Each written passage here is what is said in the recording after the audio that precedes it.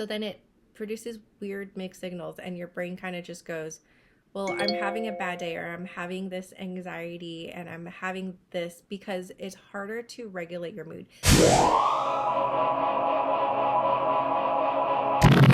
Hey guys, welcome back to 22 Elevate. My name is Tip, and today we're going to talk about chronobiology and how we're going to use it to increase our productivity.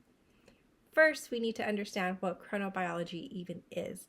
It's just a big, fancy scientific term for your circadian rhythm, which is your internal clock, your internal tick-tocker that tells your hormones when to release at what time. And sometimes what happens is our hormones get disrupted, our clocks get disrupted. Sometimes that happens because we don't sleep as much, we sleep later, our times are all wick-wacky. Is that even a word? Wick-wacky? I don't know, it's a word now. It gets messed up, basically. So that might be like maybe one day you're waking up at 2 a.m. and the next day you're waking up at 9 a.m. And so your internal clock is like, well, I'm supposed to be producing hormones when I wake up, and one day she woke up at 2 a.m. and the other day she woke up at 9 a.m. So am I supposed to be releasing hormones at 2 a.m. or at 9 a.m.? I just don't know anymore. And so that's when your system kind of goes, I don't know what to do. But you can help your system, okay? That's the good news. You can help it. And one of the ways to help that is to regulate your sleep system. And I know you hear this often, you got to regulate your sleep, but this is the reason why, is because your hormone production. When your hormones are out of whack, it causes things like anxiety, depression, a lot of mental health issues have to do with hormones imbalances, because your neurotransmitters are not able to transmit as clearly, okay? So then it produces weird mixed signals, and your brain kind of just goes, well, I'm having a bad day, or I'm having this anxiety, and I'm having this, because it's harder to regulate. If you're more tired, do you think it's harder or easier to have a good day? It's definitely harder. It's harder to control your emotions during those times. So make sure that you're getting a sleep routine together. And I know that's hard for some people, especially if you're working like weird hours during the day or the night, but try to regulate as much as you can. Every once in a while, I know we all have those times where we're just like, we're going to stay up until 2 a.m., 3 a.m. just because, or to party or to do whatever. I want to encourage you to not do that as often, because it really messes with your sleep schedule. So have like a nighttime routine. I'm going to go sleep at this time, which means I have to get everything done by this time. And by this time, I am in bed and I am trying to sleep. If you're constantly waking up, if you're a light sleeper, make sure when you actually get up during the night, you're not actually getting up, like physically. You're not doing other things. Like you're not going to open your laptop at 1 a.m. and being like, well, since I'm up, let me check my email. No. Close your eyes. Force your body to go back to sleep. It's a pattern too. So if you keep doing it, you will eventually keep going to sleep. If you can't go to sleep, then your hormones are out of whack and you need to do something with your body. Maybe you need to change your diet. Maybe you need to regulate your hormones in a different way. But sleep is the number one thing. When you wake up, make sure you are getting sunlight. Yes, sunlight. Because when your body sees sunlight, it automatically goes, oh, it's daytime. I am going to produce certain hormones. Same thing with nighttime. If it sees the darkness, then it's like, oh, I should probably produce some melatonin, make you sleepy. Same thing with the light. So if you don't have sun shining, then make sure that you do some sort of light therapy so that your body is like, okay, it's time to wake up. I'm going to produce these hormones to wake up now. That's super important. Now, there are different chronotypes. So chronotypes are classified as like animals and they are like, if you've heard like morning bird or night owl. So this goes into it more, and I didn't memorize this, so I'm going to read it out for you. There's 4 chronotypes. So the first one is a lion or a morning larks. Lions are about 15 to 20% of the population. So those are the people that are energetic in the morning and they tend to go to bed early. The bears, they align with the solar cycle. So they have a balanced sleep schedule. They're most productive in the morning to early afternoon, and that is 50 to 55% of the people. Then there are wolves or night owls. These are 15 to 20% of the population.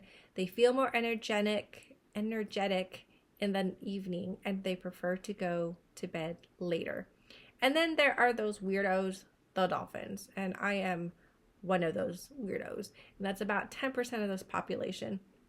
Dolphins are light sleepers. They often find it hard to stick to a strict sleep schedule, and they may feel tired during the day. So it's especially important for dolphins to try to stick with a routine because they are known to kind of do whatever mess up thing that they do. So it's important to try to do that sleep schedule. And if you want to find out which one you are, most likely while I was reading it, you're probably like, okay, well, I'm that one. I'm definitely more energetic in the morning. Or if you hate morning people, maybe you're like, I'm definitely a wolf or a night owl. Like, and then if you're kind of in between like me, where it's like, well, I can be productive at this time in the morning, or I could be productive at nighttime, or I'm productive at this time. It just depends on how my day goes. And I've always kind of been that way. I could stay up until 4 a.m. working, or I could wake up at 6 a.m. and have brilliant ideas. Like, they just come up out of nowhere. So that's more likely a dolphin. But it's more chronotyping, and chronobiology is more than just putting yourself in these categories and being like, okay, well, this is the best time for me to function. But it goes even further than that. And I'm going to show you, or I'm going to read to you, female productive times. So there are more times where you're productive as a female, and I'll go into males later, but let's talk females right now. If you are in a menstrual cycle, there are weeks where you are more productive than others. So the first one is the menstrual phase. That's day 1 to 5. So like, let's just call it week 1. Week 1, that's while you're on your period, your energy levels are going to be lower, and it's due to the menstruation. So during this time, what you want to do is, it's a good time for planning and reflection and like coming in your head and really taking things down in your head. This is the time where maybe your thoughts are kind of random and you need to just organize your thoughts. This is like setting intentions and make sure that your tasks are on point for like the next weeks. Like, you are planning ahead. This is a good time to plan ahead. When you're in week 2, so this is after your menstrual cycle ends, you have an increase in estrogen. And so that causes an increase in energy levels. So this is like, you're going to be in a better mood. This is the time that maybe you need to work out more, you need to start new projects, you need to do all the creative work, because your brain is just going to be firing all that positivity and optimism, and you're just going to have all that energy to be able to put down on this. So remember, this doesn't last for very long. So you want to put as much in that time as you possibly can. And then there's week 3. Week 3 is kind of like the peak of your estrogen level. So your energy and your confidence is going to be up. Your communication skills are going to be like super high intensive. So if you need to do like negotiations for business or for work or for anything like that, this is the time to do it, because your brain is just going to be firing all sorts of ideas at you. It's such a good time. And then there's week 4. Week 4, your energy level still will be pretty high, but it's starting to prepare to get back into that week 1 phase where you're just kind of like, blah, right? You know what I'm talking about. So this period, your energy is going to start declining, but you can do some detail-oriented work. So this would be a really good time for you to start organizing things and wrapping stuff up. Like, if you need to finish a project, this is a good time to start finishing that project, because you're going to know that the next week is going to be a slower week, and then you'll get on it again. But you have to start planning that I'm going to wrap this up now because my deadline is next week. Next week, I need to just relax and I need to be in my brain phase, okay? So that's for women. For men, it's a little bit different because men, we're looking at testosterone levels. Testosterone levels typically peak during the morning times. So that's like in the morning, that's when they're most energetic, they have the higher libido, and during the day, it kind of just depletes. It just goes down. So during the nighttime, that's usually when men are like, I'm tired. I need to be in my man cave because I have just exerted way too much energy. And that's not always true for all men because, again, it has to do with your chronotype too. So if you're more of a morning person, then this might be it. But if you're getting up at like 12 in the afternoon, then that is your start cycle. That is your morning cycle. So 12 in the afternoon would be the time where your testosterone level is the highest. And during that time, make sure that's the time where you want to get the most things done, the hardest things done. So if you have a project at work that you need to tackle, but it's like super hard, that time in that morning or when you are just waking up, those couple of hours in the beginning, that's when you really want to take those things down because that's the most important time for you. And remember, your testosterone levels will change with age, with your lifestyle, and all that stuff. So make sure you're eating healthy and do all that. When you're working out, this is for men and for women.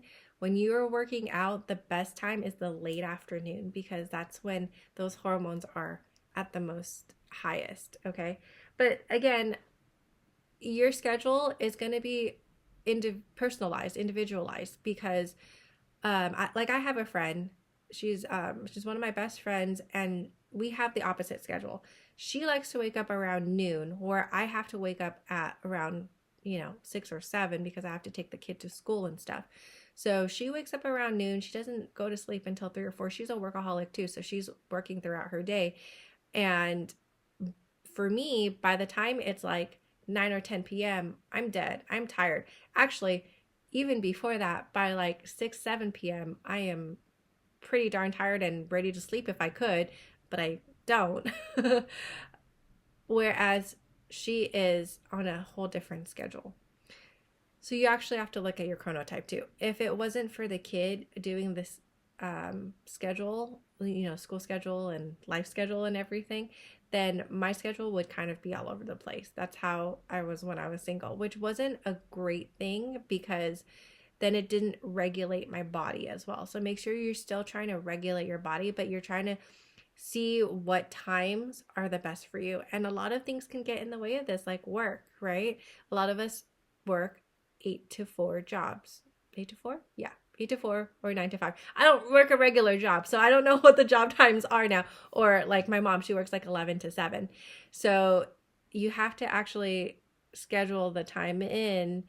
I call it social jet lagging when you're out of your regular chronobiology time, but you have to function in society. And I call it social jet lagging because it's not just socially function, like it's not just like going out, but like working as well. So that is still a social function. So you could still feel that jet lag feeling from being off your schedule. So some people can deal with that, as in they can change jobs that if they're a night owl, they'll work during the night. Or some people will work during the morning if they are the early birds. But some people can't do that and they have to function however they're able to function in a job environment. So you need to figure out what your chronobiology type is, when you work the best, and also fit in the things that make your body happy, like that sunlight when you first wake up, or the afternoon workout. Make sure that is on point and you will be good to go. All right. Thank you so much for your time, you guys. I hope you found some value out of that. I'll see you later. Bye. Thank you so much for watching and joining me on today's journey. Remember to hit that like button and subscribe to our channel. Your support means the world to us because it helps us create more content and it continues to make a difference in people's lives.